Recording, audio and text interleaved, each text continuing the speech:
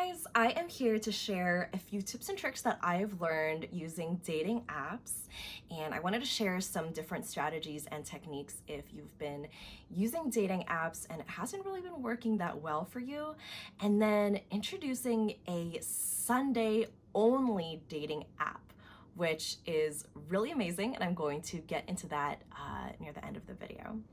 So I first want to kick off with a strategy that I actually learned through a TED Talk. It's this woman that has been using dating apps and online dating for a little bit, but it has been mostly error in the trial and error, and she hadn't met somebody that she connected with really well. And so she started using this strategy that she kind of transformed from being in the business world for so long and having a business background into kind of funneling her leads, if you will, and making sure that she kind of weeds out the ones that don't really match up with her, and finding the ones that are really worth investing in and investing her time in. So this is what she did. Instead of using a platform that was a swiping left and right mechanism, she wanted one that would show a profile, something that she can kind of see how they articulated themselves through words. And in that initial message that they would send, she would try to see if they connected anything off of her profile to see if they were actually reading it or if it was just a copy and paste that they would send to all of their matches. And she would kick it off by actually being the first one to ask to go set a date for drinks. And they would go on something that she called the zero date. This isn't a first date. This is before the first date, and it's 1 hour grabbing drinks or something else that you can do for an hour if you guys aren't drinking. And the sole purpose of this meeting is to answer this one question. Do you want to have dinner with this person? Not do you see yourself with them in the future? Not are they going to get along really well with your family? Are they going to love your kids? None of that. Literally just, do you want to have dinner with this person? I think so many people go into that first date with all of these expectations and all of these standards. Sometimes we write out what we're looking for in a partner, and if it doesn't match a few of these things, then we kind of knock it out. I think this is a really good way to kind of stay in the moment and see how the other person is in conversation with you. Are they asking you really good questions about yourself, or are they mostly just kind of talking about themselves?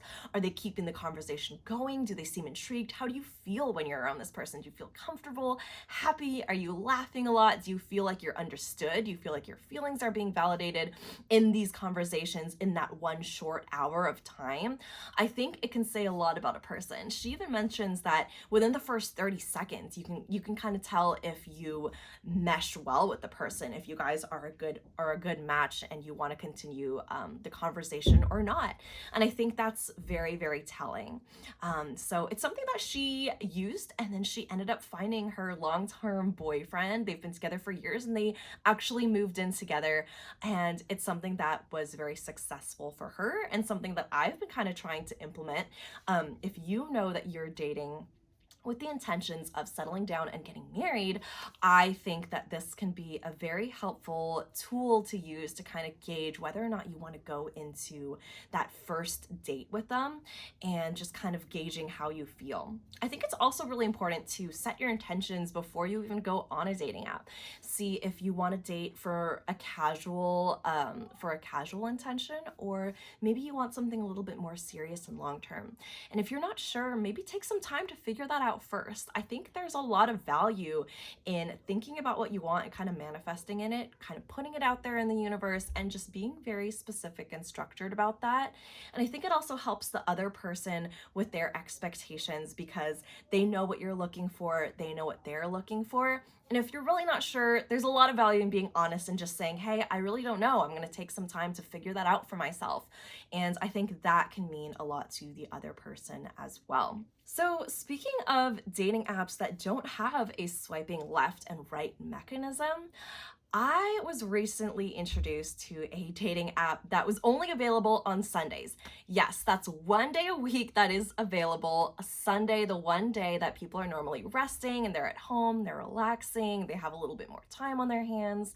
And this way, it kind of limits the time that you are able to date because their purpose behind this is that not everybody is dating 24/7, so they shouldn't have the access to dating apps 24/7. This way, it makes your time more focused and efficient. You actually have to claim your spot on the app before the event actually opens that day, just to make sure that you're going to be present and ready when your matches come in and when your different profiles are coming in to go through. And I think that's really important because it kind of leads into the next kicker is that all of your matches and all of your messages on this app expire at midnight. Okay, so at this point, you're probably like, what is this app? What is the purpose of this? This app is called Flutter, and right now it is available only in the Bay Area, but it's definitely going to be available in more locations. I'm going to show you what it looks like. Right now, this is what the screen looks like when I open up the app. It says the next event is available Sunday, March 15th, which is the coming Sunday. It's the following Sunday. And you're not able to access anything on any of the other days unless it is Sunday. You actually only get a limited amount of profiles that you can go through on Sunday. And that kind of helps, again, narrow down the amount of people that you can possibly have a connection with so that you're not flipping through an unlimited amount of people, which can be exhausting, but it also helps you be more intentional by going through each person's profile, looking at the different prompts, which I'll go through in a second, and seeing if you really find value. This is what it's going to look like when people have liked your profile. So in addition to the profiles that you are able to either X or give a heart to, people are going to be giving hearts to you. And if you like them back, then you're able to send them an initial conversation and you can start a conversation that will be continued later on in the evening. And if you don't like them, you can just X right out of them and they will disappear. As far as the profiles that you have access to, you can go through them. There are photos and prompts. It shows their height, it shows their job title, it shows what city they're in. And I'm actually going to show you my profile just to help you get a good idea of what it looks like. So this is what my profile looks like. There's a photo of me at South Lake Tahoe from last year. It shows my name, it shows my age, it shows my school and my city. And I also used one of my favorite prompts that they have, which is the 2 truths and a lie. So I have 2 truths and a lie right there. And it's a really good conversation sparker, and it also helps people to get to know you a little bit more, things that you like, things that you don't like, your different activities and things that you do on the weekends. And there are a whole bunch of different prompts that will help the other person get to know you better and start conversations based on that. A lot of the people who like my profile are they're able to add a message with it, and a lot of them kind of try and guess which one of these is the lie, and it's a great way to start conversations. Another prompt I use is what is your love language? And so I put in words of affirmation, which is one of my biggest love languages. And then I used a third prompt, which is an interesting fact about me. And of course, this is personalized to every single person. You can write in whatever it is that you want that makes you stand out. I put down that I'm great at multitasking and that I'm really good at juggling a bunch of different responsibilities all at once. And yeah, I mean, that's what my profile looks like. And I'm going to show you what it looks like when you're out of the profiles. So once you've gone through your limited amount of profiles, this is what it's going to say. It says that you're out of profiles for that entire week. And then later on in the evening, then your matches will appear. And that's when you can really start getting the conversations going.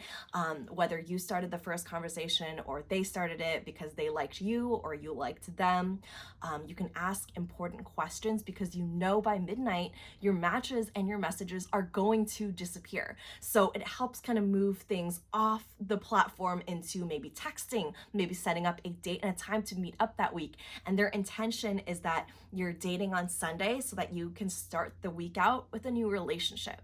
And I love this method. I love it because it is so intentional and it keeps your goals really targeted and focused. It helps you think about your own intentions. What am I looking for on this app? What is the kind of person that works really well with me? And I think that it really helps kind of weed out people who aren't serious about dating, and it helps you determine whether or not the person that you're looking at is going to be a right fit for you.